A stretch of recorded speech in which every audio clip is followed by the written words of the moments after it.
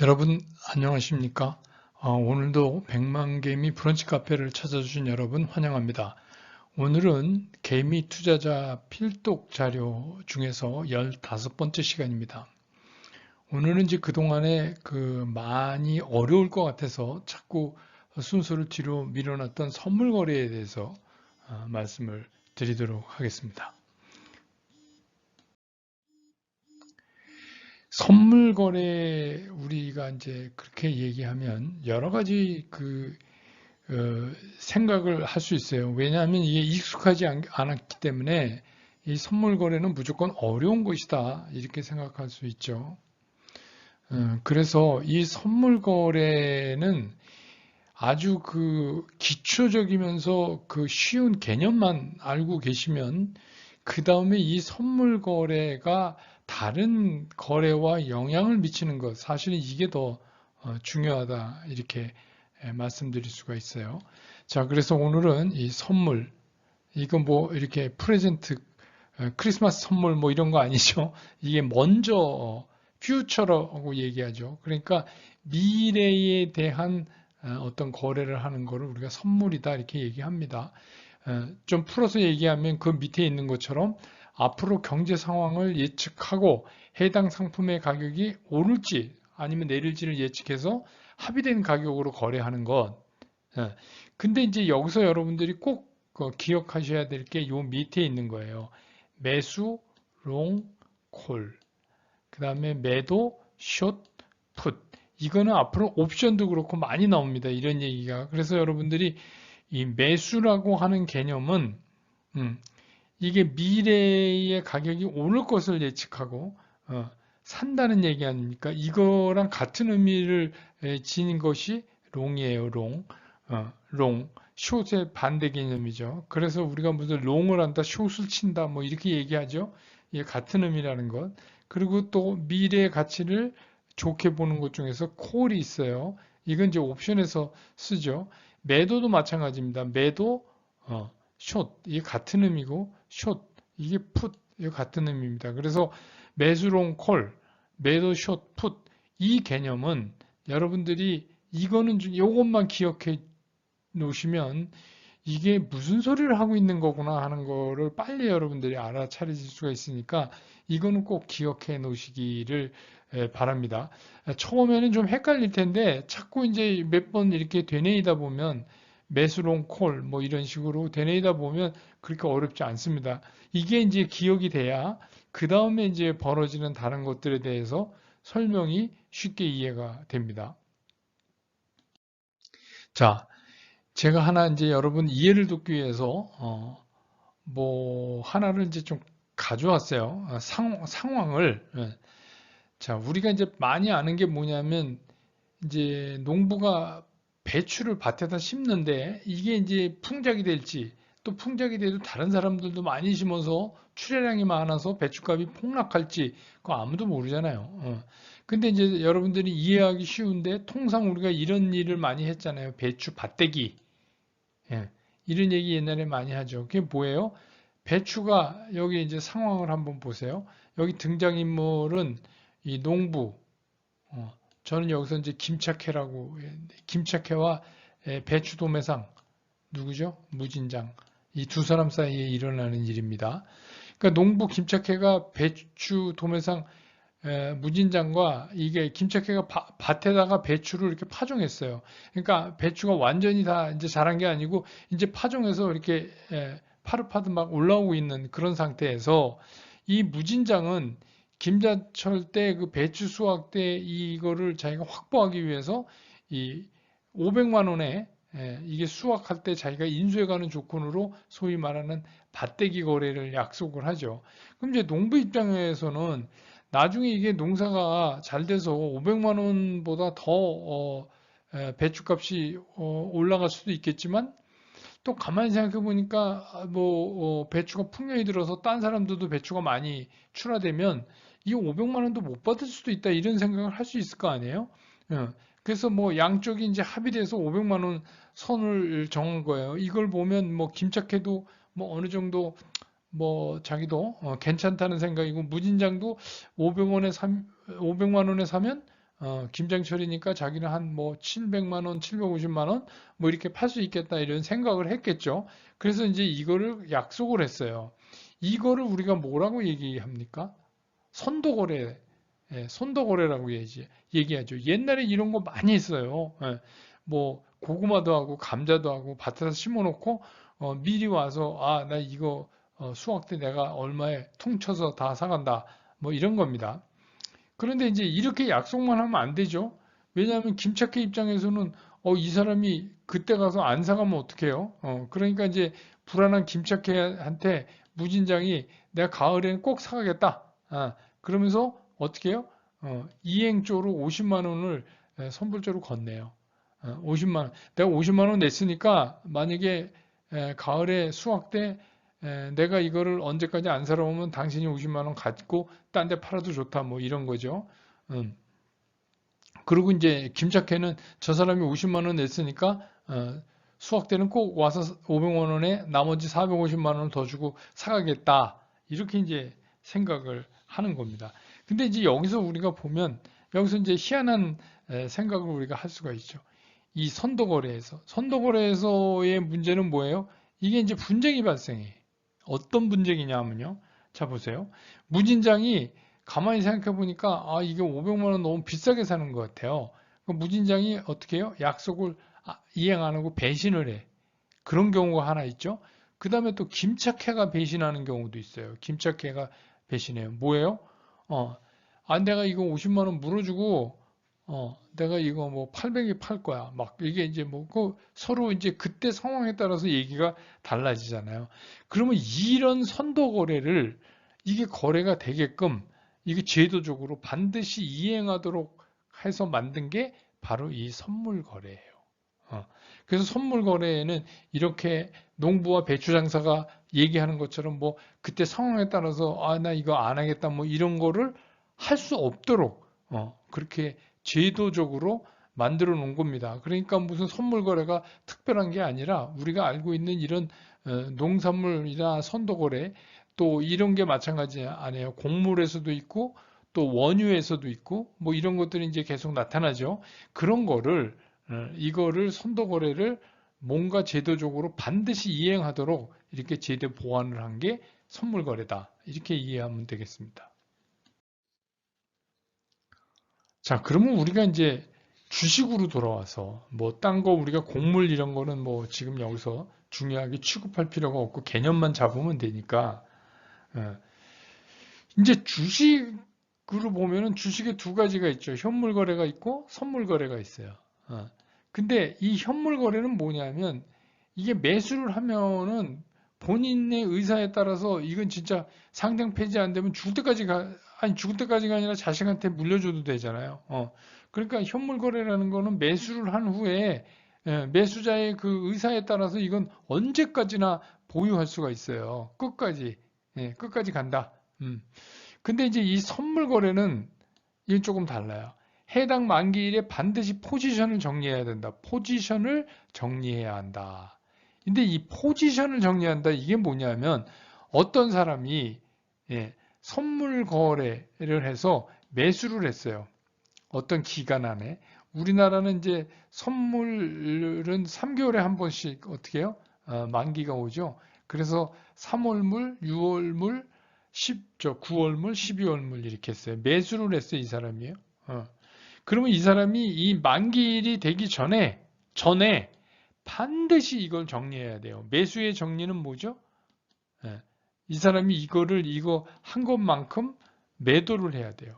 그래서 정리를 해줘야 돼요. 매수를 2개를 했다. 그럼 매도를 2개를 해서 정리를 해서 포지션을 없애야 돼요. 제로로. 그렇죠. 그렇게 안 되면 어떤 일이 벌어지겠어요? 이거는 불이행이 되니까 문제가 발생하죠. 아까 먼저 페이지에서 말씀드린 것처럼 약속 불이행을 하면 안 되도록 이렇게 하는 겁니다. 그래서 이제 우리가 그럼 미래 가격이 오를 것 같으면 어떻게 해요? 선물을 매수하고 떨어질 것 같으면 선물을 매도해요. 그러니까 하루에도 굉장히 많은 사람들이 그냥 오를 것 같다, 떨어질 것 같다, 뭐 이게 생각이 서로 상충되니까 그래서 이 선물 가격이 그렇게 계속 움직이는 거예요. 하루 종일. 거의 주가와 똑같은 거죠. 주가도 그런 거 아닙니까? 주식시장에서 주식 가격도 난 이게 떨어질 것 같다 하면 매도하는 거고 오를 것 같다 하면 매수하는 거잖아요. 그거랑 똑같습니다. 이 선물도 그래서 하루 종일 이런 현상이 이제 시장에서는 일어나게 되는데 우리가 꼭 알아야 될 게 뭐냐면 반드시 이 포지션을 청산하도록 돼 있다. 만기일 전에. 그러니까 어떻게 돼요? 우리가 그 선물 옵션 만기일 되면은 막 시장의 변동성이 커지고 긴장하는 이유가 뭐 때문에 그래요? 만기일 전에라고 했기 때문에 만기일 당일날 시장 문 닫을 때까지 한다는 얘기 아닙니까? 그러니까 그때 갑자기 변동성이 커질 가능성이 있다는 거예요. 그래서 그뭐 네마니의 날 뭐 이러면서 우리가 굉장히 시장에 현물 시장에 충격이 올 것이다 이렇게 예측하고 하는 겁니다. 자, 이제 이 선물을 하려면 몇 가지 그 알아두셔야 될 게 선물 증거금이라고 있어요. 이거는 왜냐하면 이거를 거래소가 안 받아 놓으면 아까 이제 그 밭대기에서처럼 뭐 선물을 샀든지 팔았든지 하는 사람이 만기일날 막 계약 이행을 안 해버리면 문제가 생기잖아요. 그러니까 이거를 잘 하겠다는 일종의 담보금이에요. 이거를 이제 받습니다. 선물 증거금을 이건 이제 기본 예탁금이라고 하는데 이거를 이제 받아요. 그 다음에 위탁 증거금이라는 게 있어요. 이거는 뭐냐면 선물 계약을 하기 전에 납부해야 되는 금액이에요. 선물 계약을 하기 전에 우리가 100% 일반 주식 매수를 할 때 100% 예탁금이 있어야 되는 경우도 있고 40만 있으면 우선 매매를 하고 60은 다음 날까지 채워넣는 그런 방법도 있고 뭐 그렇잖아요. 종목에 따라서 그런 거나 마찬가지입니다. 그러니까 최소한도로 선물 계약을 하려면 요 돈은 갖고 있어야 된다. 그 다음에 이제 또 이게 굉장히 중요한 게 유지증거금이라는 게 있어요. 이게 뭐냐면 선물 계약을 하는 동안 선물이라는 게 가격 자체가 올랐다 떨어졌다 하니까 이거 하는 동안 기본적으로 유지해야 되는 게 있어요. 이게 뭐냐면 이 위탁 증거금의 66에서 90% 이거는 뭐 수시로 이제 정해서 바뀌니까 이거를 갖고 있어야지 된다는 거죠. 유지되지 않으면 왜 그러냐면 불안하잖아요. 급격하게 주가 변동이 오거나 선물 지수 변동이 또 따라서 오고 이랬을 때 문제가 터지지 않도록 하는 거죠. 근데 만약에 이 유지 증거금이 모자랐다. 그러면 이제 추가 증거금을 증권사에서 요청을 해요. 계좌 잔고에 유지 증거금 밑으로 떨어질 경우에 자, 추가 얼마를 내십시오 하는데 이게 바로 이제 우리가 얘기하는 마진 콜입니다. 그래서 얼마를 더 넣으세요. 얼마를 넣어주셔야 되겠습니다. 이렇게 얘기를 합니다. 근데 만약에 다음날 12시까지 납부하지 않으면 이거는 통보 없이 그냥 강제로 청산해 버립니다. 여러분 이건 꼭 아셔야 돼요. 그러니까 뭐 여러분이 바로 선물 거래를 안 하시던 분이 이것만 보고 선물 거래 하실 수는 없어요. 왜냐하면 선물 거래는 별도의 또 교육도 받아야 돼요. 돈도 내고 교육도 받고 그 다음에 또 모의 투자도 또 얼마 동안 해야 돼요. 그래서 자격을 받아야 이제 이거 할 수가 있어요. 그러니까 쉽지 않다는 얘기죠, 이거. 근데 이제 이런 것만 알아두시면 돼요. 이런 게 있다. 위탁 증거금. 그러니까 처음에 선물 증거금, 이 기본 계약, 기본으로 이제 내는 거죠. 기본 예탁금이라는 게 있다. 그 다음에 위탁 증거금. 선물 계약을 체결하기 전에 위탁 증거금. 그 다음에 이게 이제 만약에 주가가 하락해서 뭐 유지 증거금이 모자란다. 뭐 여러 가지 문제로 그럴 때 이거를 채워넣는다. 이걸 마진 콜 이렇게 얘기한다는 거. 이거는 뭐 이건 이해가 잘 안 가셔도 이런 게 있다고만 확인하시면 돼요. 왜냐하면 이거는 실제로 매매를 해보면 금방 아실 수가 있어요. 예. 자, 그러면 이제 딴 것도 많지만 우리가 이제 제일 그 볼륨이 크고 주로 우리가 하고 있는 그러면 이제 선물을 주로 기본이 되는 코스피 200 지수 선물에 대해서 좀 설명을 해보자 이런 얘기입니다. 코스피 200 지수 선물의 증거금 이거는 한국거래소가 매달 첫 영업일에 정기적으로 변경해요. 그리고 또 필요하면 수시로 변경하고 근데 현재는 위탁증거금률이 12.3%, 유지증거금률은 8.2%를 적용해요. 그러니까 이제 예를 한번 들어볼게요. 코스피 200 선물 가격이 360이에요. 선물 가격이. 그리고 거래 승수는 25만 원입니다. 요거는 이제 이 코스피 200 지수가 있죠. 지수에 뭐 보다 높거나 낮거나 그때 시장 상황에 따라서 그 근처에 있죠. 선물 가격이라고 하는 거. 그 다음에 선물 이제 1계약이 뭐냐면 이 선물 가격 요거 곱하기 이 거래 승수 25만 원.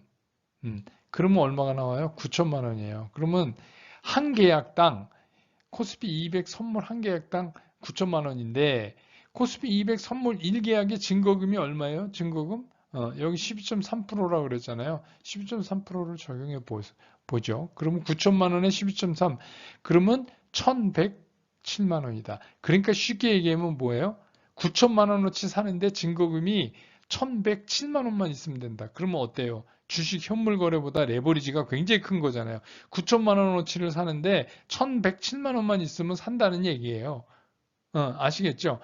그 다음에 유지증거금은 그럼 얘가 9천만 원인데 1계약이 근데 8.2% 그러니까 738만 원 738만 원이 유지되지 않으면 전체에서 얘기한 이거 채워놓으세요 하는 이제 마진콜을 요청받게 되죠.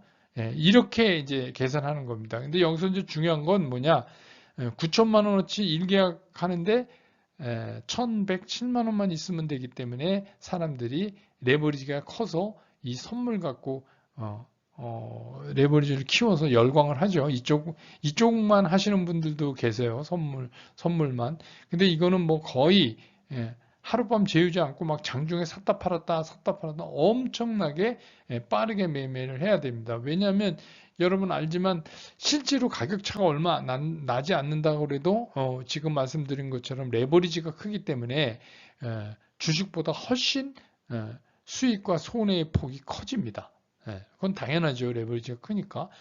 그래서 이제 이거 한번 뭐 이쪽으로 가시면 실제로 현물 매매로 잘 못 돌아오시는 분들도 많아요. 근데 이제 중요한 게 뭐냐면 이 기관 같은 경우는 이렇게 선물 거래만 하지 않는다는 거죠. 그 선물의 반대적인 개념으로 현물을 이제 해칭을 하게 돼요. 그게 이제 제일 중요한 겁니다. 자, 요거 이제 조금 전에 제가 이제 거래 관계 전에 필수 교육. 보통 이제 처음 하시는 분들은 뭐 요걸 하거나 뭐 이런데 이렇게 이제 자기가 어디에 속하냐에 따라서 교육 이수도 받고 또 모의 거래도 해야 돼요. 투자금융협회 사이트에서. 그래서 이제 이게 끝나면 계좌를 터줍니다. 이게 이제 교육 필증이 있어야 증권사에서 계약을 터주고 기본 예탁금. 기본적으로 이거를 매매하기 위해서는 어떻게 해요? 1,000만 원을 넣어야 돼요. 이거는 뭐 그냥 상식적으로만 알아두세요. 뭐 이건 실제로 할 때 매번 변하니까 실제로 할 때 여러분이 경험하시면 되는데 오늘은 실제로 선물 거래를 하고자 하는 게 아니고 선물이 뭐냐는 개념을 잡는 거가 중요해서 그냥 이런 교육을 받아야 된다. 그냥 막 가서 못한다. 이 정도로 알아두시면 될 것 같아요. 네, 사실은 이제 앞에서 설명한 거의 모든 집약적인 문제인데 앞에 저기서 개념을 잡은 거라면 이번 페이지는 상당히 좀 중요하다 이런 말씀을 드릴 수가 있어요. 이게 뭐냐면 우리가 이론적으로 백오데이션과 콘텐코 콘텐코는 선물 가격이 더 비싼 거예요. 콘텐코 어떻게 해요? 여기 그 파란색 부등호처럼 이렇게 선물 가격이 더 커, 현물 가격보다. 그랬을 때 우리가 콘텐코라 그래요. 그러니까 일반적인 거죠. 왜 그러냐면 이론적으로 선물 가격은 현물 가격보다 비쌀 수밖에 없죠. 보유 비용하고 미래의 이자, 보관 비용 뭐 이런 게 들어가니까. 그래서 우리가 이제 베이시스라는 얘기를 해요. 그게 뭐냐면 일반적으로 크다고 생각하는 선물 가격에서 현물 가격을 뺀 거를 베이시스라고 그래요. 그러면 뭐예요? 백오데이션이라는 거는 뭐예요? 현물 가격이 더 비싸고 미래가 싼 거잖아요. 그러면 이거는 베이시스가 마이너스고 콘텐코는 베이시스가 플러스고 이렇게 되는 겁니다. 그래서 우리가 이제 예를 들어서 미래 가격이 비싸다. 미래의 선물 가격이 비싸다 그러면 지금 주식을 사요, 안 사요? 사죠. 미래가 비싸다니까. 근데 미래의 선물 가격이 지금 현물 가격보다 싸요. 그러면 누가 주식을 사요? 주식을 팔지. 그렇죠? 그게 이제 일반적인 생각이에요. 근데 이제 여기서 중요한 게 뭐냐. 일반적인 것만 가지고 이거를 설명할 수가 없는 거예요. 이 선물 시장에는 두 가지가 존재해요. 해저. 이게 뭐냐면 해칭하는 거잖아요. 현물에 대한 해칭 방법으로 선물을 사놓는 거예요. 반대로. 예를 들어서 현물을 많이 샀어요. 그런데 주가가 올라가면 좋은데 주가가 만약에 떨어지면 어떻게 해요? 그럼 그 리스크를 해칭하기 위해서 어떻게 해요? 선물을 한쪽에다가 선물을 팔아놓는 거죠. 그래서 현물은 사고 선물은 매도하고 그렇게 해서 이게 해칭을 하는 이런 헤더가 있고 아비트라지만 하는 재정거래자가 있어요.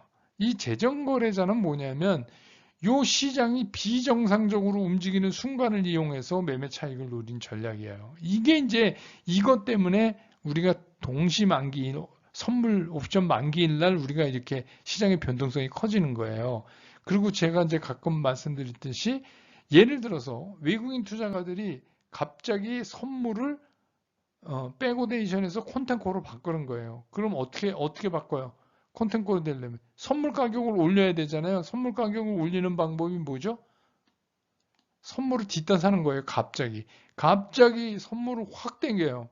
그럼 이제 어떤 현상이 일어나냐면 그 선물을 외국인들이 사는 반대편에 있는 기관은 선물을 팔았잖아요. 왜냐하면 안 파는 데 살 수는 없으니까 기관이 파는 데 쫓아 올라가면서 사서 선물 가격을 올려버렸어요. 그러면 기관은 어떻게 됐어요? 선물을 매도했죠. 그러면 프로그램 매매에 의해서 선물을 매도한 거에 대한 해칭을 하기 위해서 현물을 매수를 해야 돼요.